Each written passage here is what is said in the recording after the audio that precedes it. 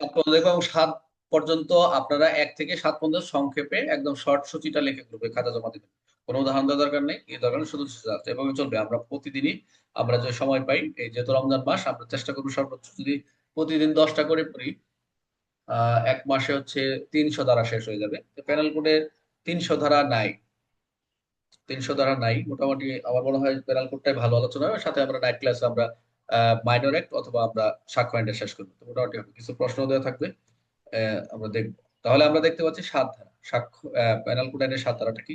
এখানে আমরা 7 ধারা যেটা দেখবো খুব ইজি ভাবে, একবার ব্যাখ্যা করা, যে এই যে আমরা যে শব্দগুলো পাবো, সংজ্ঞাগুলো পাবো এখানে, আমরা ব্যক্তির সংজ্ঞা পাবো, তারপর হচ্ছে আমরা কি বলে বেআইনি ভাবে পাবো, তারপর হচ্ছে নকল পাবো, দলিল পাবো, এরকম অনেক সংজ্ঞা পাবো। এখানে সরকারি কর্মচারী পাবো, এরকম অনেকগুলো সংজ্ঞা পাবো। তো এখানে বলছে যে এই সে 7 ধারা, একবার ব্যাখ্যা করা শব্দ একই অর্থ প্রযোজ্য। একবার যেটা ব্যাখ্যা করছে প্যানেল কোর্টে, যেমন আমরা দেখতেছি যে দণ্ডবিধির কোনো অংশে, দণ্ডবিধির কোনো অংশ যদি অভিব্যক্তির ব্যাখ্যা দেওয়া হয়, কোনো একটা ব্যাখ্যা দিবে বা শব্দ, সেই অভিব্যক্তির দণ্ডবিধি সর্বদা একই ব্যাখ্যা অনুযায়ী ব্যবহৃত হবে। যে ব্যাখ্যাটা দিবেন সেই ব্যাখ্যাটা একই ব্যবহৃত। যেমন প্রতারণা সংজ্ঞাটা কি, অসাধুভাবে কি, সেটা কিন্তু প্যানেল কোডের ওখানে যায় বিভিন্ন সংজ্ঞা কিন্তু একইভাবে বসানো হয়েছে, একইভাবে বোঝানো হয়েছে।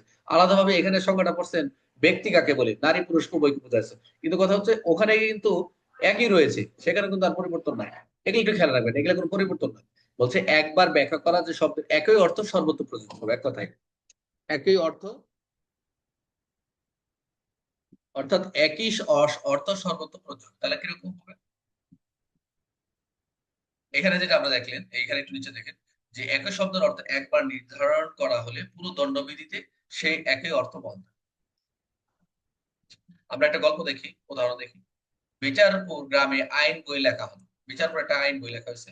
ব্যক্তি বলতে, ওখানে ব্যক্তি যেমন আমরা এনও পাবো, ব্যক্তি বলতে পার্সন। তো ব্যক্তি বলতে কি, নারী পুরুষ উভয়কে বোঝাবে, এটাই কিন্তু ঠিক থাকবে, যেহেতু এই গ্রামের ব্যক্তি বলতে এটা বোঝানো হয়েছে। প্রতিষ্ঠান বলতে কি বোঝা হয়েছে, এরকম আমরা দেখছি। এরপর বইয়ের অন্য অধ্যায়ে যদি ব্যক্তি শব্দ আসে, যেমন আমরা পড়তে গিয়ে যে আমরা এই যে ব্যক্তি শব্দগুলো পাবো, আমরা প্যানেল অন্যান্য যে আমরা বিধানগুলো পড়েছি, এবং অন্যান্য আমরা ধরেন প্যানেল করেই থাকলাম, যে আমরা অসাধুভাবে শব্দটা, যে অসাধুভাবে আমরা চুরির ক্ষেত্রে পাবো। যদি কোনো ব্যক্তি অপর কোনো ব্যক্তির কোনো অসাধুভাবে তার সম্পত্তি বেঁধে রেখে এক স্থান থেকে অন্য স্থানে স্থানান্তর করে, বা অস্থাবর সম্পত্তি, এই যে অস্থাবর শব্দটা, অস্থাবর স্থাবর যে শব্দগুলো, এখানে যে শব্দগুলো, ওখানেও কিন্তু শব্দগুলো যদি পাওয়া যায়, দেখলে কি হবে, নতুন করে আর ব্যাখ্যা দেওয়ার প্রয়োজন নেই। বুঝতে পারছেন সবাই? নতুন করে আর ব্যাখ্যা দেওয়ার প্রয়োজন নেই, অর্থাৎ তাহলে সেখানে নতুন করে ব্যাখ্যা লাগবে না। সব জায়গায় ব্যক্তি মানে নারী পুরুষকেই বোঝাবে, একই কথা বলছে। এখানে কি শিখলাম, একই শব্দ একই অর্থ পুরো কুট জুড়ে বোঝাবে, একই শব্দ একই অর্থ পুরো কুটটা আমরা প্যারাল কুটি পাবো। তাহলে এটা কি দেখলাম, সাধারণ যে কোনো শব্দ একবার ব্যাখ্যা করা হলে কি হবে, অবশ্যই পুরো দণ্ডবিধিতে একই অর্থ ব্যবহৃত, পুরো দণ্ডবিধিতে একই অর্থে ব্যবহৃত। আর এটা কি, আমরা এই 7 ধারা মূল উদ্দেশ্যটা কি এই ধারা, অবশ্যই শব্দের অর্থ একক, ইউনিফর্মিটি বজায় রাখবে, একই একক রূপতা, একই কি থাকবে, শব্দের অর্থে একরূপতা ইউনিফর্মিটি বজায় রাখবে। তাহলে আমরা কি দেখলাম এখানে, যে 7 ধারা এটা দেখলাম, যে এক শব্দ এক অর্থ সর্বত্র। আই রিপিট, 7 ধারা বললাম, এক শব্দ এক অর্থ সর্বত্র বোঝাবে। বিচারে গ্রাম ও দণ্ডবিধিতে একটু আর একটু দেখে নিয়ে আসে আপনাদের, তাহলে একটু ভালো লাগবে। হ্যাঁ, এখানে আর আর কিছু নাই। স্যার, আমাদের 10-15 শেষ করাই দেন স্যার আজকে। 10 পর্যন্ত রেডি নেই, 7 পর্যন্ত রেডি। 7 পর্যন্ত আহ, নাই, তাহলে একটু সময় দাও, আমার কথা বলে আমি 7-10 পর্যন্ত আর নিয়ে আসি।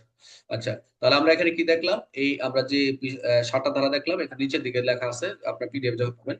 এক ধারা হচ্ছে নাম ও প্রযোজ্যতা বললাম, সংক্ষিপ্ত শিরোনাম। আর 2 হচ্ছে বাংলাদেশের ভিতরে, 3 হচ্ছে বা বিদেশে বাংলাদেশে বিচারযোগ্য।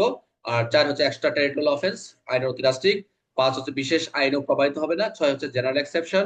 7 হচ্ছে শব্দের ব্যাখ্যা এই সারা দণ্ডবিধিতে একই থাকবে। এটা হচ্ছে মূল কথা আমরা যেটা শিখলাম এই 7টা ধারা। তাহলে আমি আর 3টা ধারা নিয়ে আসতেছি, আপনারা এই 7টা ধারা যতটুকু পড়লাম এই